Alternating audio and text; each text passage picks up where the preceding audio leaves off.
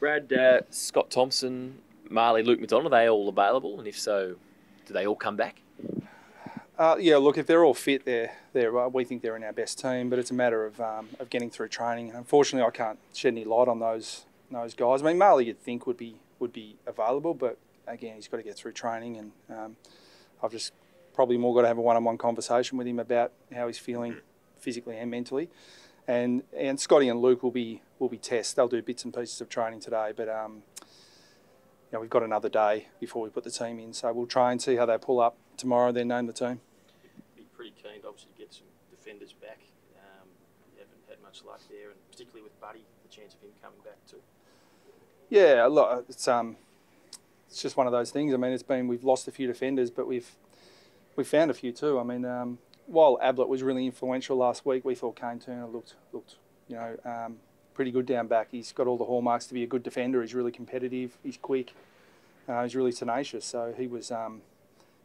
As I said, while Ablett was influential, we thought Kane was good. So while we'd like to have some defenders back, we're also finding some other players too. But certainly some experience back there would help.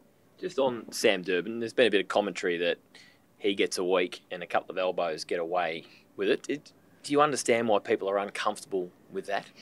Yeah, I can certainly see the logic and people's perspective on it. But all we can focus on are our actions, and we probably had a bit of a double whammy. I mean, the rule was changed back to the original rule that if you choose to bump and there's incidental head contact, then you're liable for that. And we were on the other end of that decision last year with Sean Higgins. So,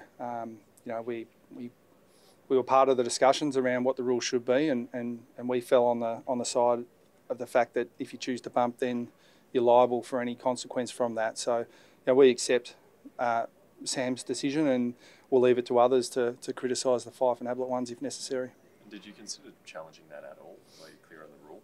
No, there's absolutely no grounds to challenge. I mean, we felt that Sam legitimately was making an attempt to shepherd, but in Rowan's so quick and powerful, and he was coming at speed that Sam just really, he had no option but to try and get his body in between Gary and his teammate. So, it was unfortunate contact, but we're clear.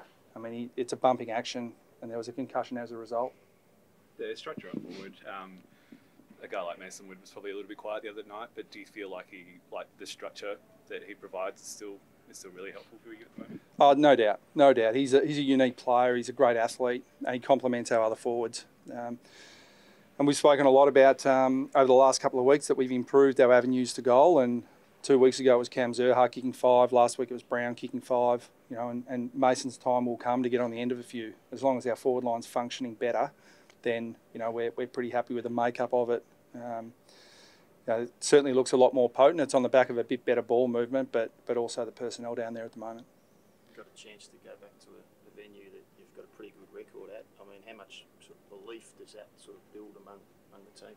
Yeah, we're really looking forward to getting back down to Blundstone Arena. It's a place we love playing footy. The conditions are unique. It's a really unique football ground. It's like no other ground in the AFL.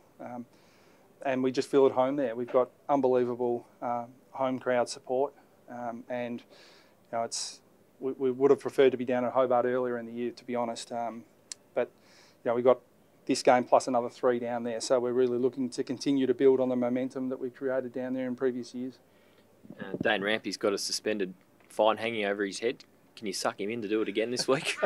Well, all we have to do is get him to stand somewhere near the post, and the posts shake anyway down at Hobart. The wind will take care of that.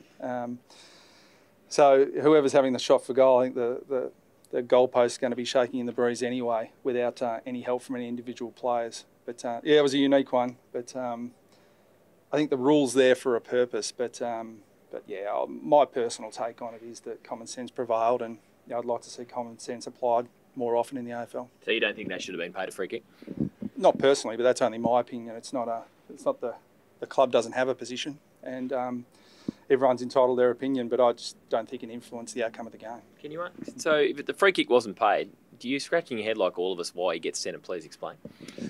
Yeah, well, again, this is only my view that it would be terrible if an incident happened next week where a player shook the post and it did influence a shot at goal, or and the rule is there. So I think a strong shot across the bow is warranted in these situations. And I'm always appreciative when the AFL give us a heads up as to an action that they've seen one of our players undertake, that they warn us and say, look, it didn't influence the outcome of the game, but do it again, there'll be serious consequences.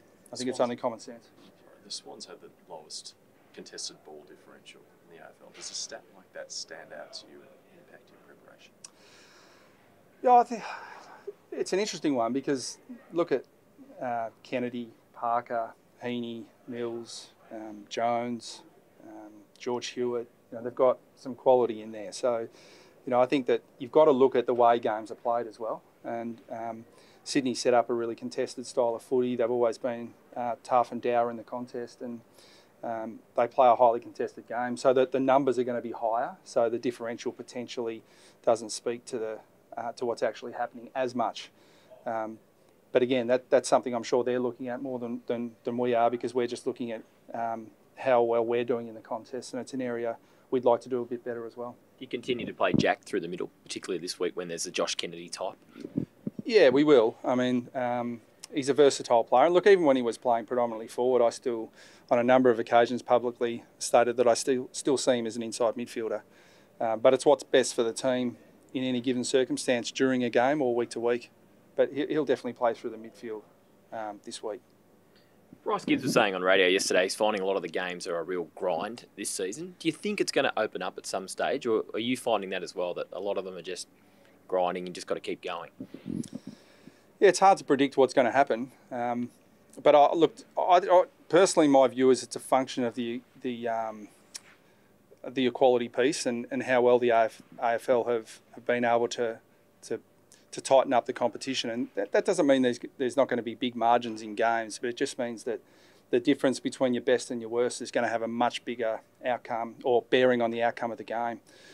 So, again, only reference us the last couple of weeks. We played Carlton 2 weeks ago, and they were criticised, and then they were fantastic against Collingwood. So the fluctuations week to week because of how tight the competition is just means that at the moment it is a bit of a grind. But history tells you that as teams get a bit tired and defence starts to drop off a bit, games will open up a little bit more. But having said that, we're also coming into winter, so traditionally, unless you're playing under the roof, it means tougher conditions as well for scoring. But we've got to be careful what we want in this game. Like, we want contested style of footy. We want one-on-one contests, and with that, potentially reduces scoring. But I think just from my observations, I've loved the contests this year, and if you're a purist, you love contests in footy, and that's what we've seen so far. The lack of efficiency that's meaning the scores are down, whether it's goal kicking, whether it's disposal. Yeah, no, Geelong didn't have a problem with efficiency against us last week. I think look, there is a school of thought that we'd like to work a little bit harder in the development pathways to get more skill development into younger players rather than letting clubs develop them once they've drafted them. But I reckon that's a function of kids are at school and that's their priority. So skill development is a real challenge, and how you strike that balance between a young man's arguably his most important year, which is his year 12 year at school, versus preparing them to play AFL footy. So we still haven't worked that out as an industry, I don't think.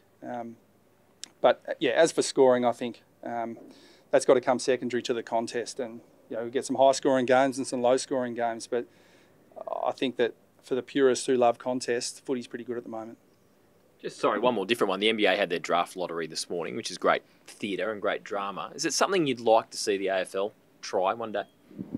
I'm open to it. I mean, I was pretty clear a couple of years ago, late in the season, when we were in a position where we were playing Brisbane for we were playing Brisbane. If we lost it, we had the number one pick. If we won it, we potentially slipped to fourth. But our attitude was that a lottery wasn't necessary because we were going to do everything we could to win that game, and we subsequently did win it, which means we slipped a fair bit in the draft. So yeah, on the basis of that, a lottery would have helped us back then, and I think that there's an argument for it, but the AFL have worked so hard on equalisation that I think it's going to be hard to justify that, even though the theatre for the fans and for the clubs would be fantastic. Do you expect to pick up anyone in the mid-season draft at this point? Yeah, we're still working through that at the moment. We've got a number of options we're working really hard on, but the there's a lot to come into it. There's short-term needs in terms of filling gaps in our list that have been created through injury, but also looking to bring in a player that will help us in the long term. So we're working through those scenarios at the moment. What happened with Sean Grigg? Now that we've got a mid-season draft, can you see that happening more? Potentially, yeah. I think there has been situations in the past where players make the decisions, due to injury or whatever it may be, earlier in the year rather than later.